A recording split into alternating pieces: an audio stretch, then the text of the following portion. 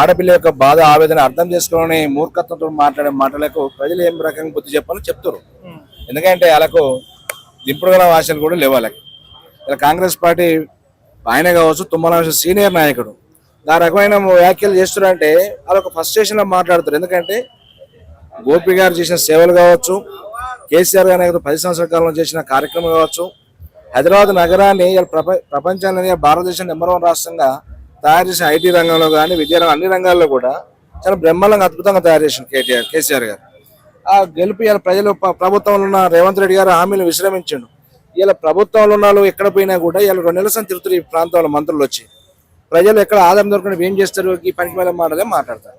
ఇలా కేసీఆర్ గారు బొమ్మ పెట్టుకుని ప్రజలు ఎక్కడ పోయినా కూడా మళ్ళీ మా నాయకుడు రావాలా, కేసీఆర్ గారు రావాలని ఒక ప్రజల్లో బ్రహ్మాండం మాత్రం. ఏ వర్గాలు చూసినా, ఈ పూలమల్లి తల్లిని చూసినా, అరటి పండ్ల దుకాణం, టీ కొట్లు ఎక్కడ పోయినా, ఏ ఇంట్లో పోయినా కూడా మేము ఖచ్చితంగా సునీతమ్మ గారికి అండగా ఉంటాము.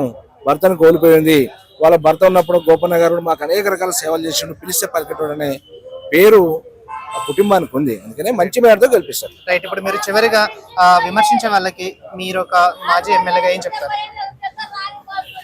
అసలు తల్లి చూడు ఏ రకంగా చెప్తుంది. ఈ కాంగ్రెస్ పార్టీ నాయకులకు 22 నెలల్లో ఇచ్చిన మోసపూరిత హామీలు కావచ్చు, హైడ్రా కావచ్చు, వాళ్ళు చేసే దందలు కావచ్చు, ల్యాండ్ ఆర్డర్ ఫెయిల్యూర్ కావచ్చు, అన్ని రకాలుగా ఫెయిల్ అయింది అనేది ఉంది. ఖచ్చితంగా ఈ ప్రభుత్వం ఫెయిల్యూర్ అయింది. ఖచ్చితంగా మంచి మేరతో గెలిపించి రేవంత్ రెడ్డి ప్రభుత్వానికి సోనియా రాహుల్ గాంధీ గారు గుణపాఠం చెప్తారు.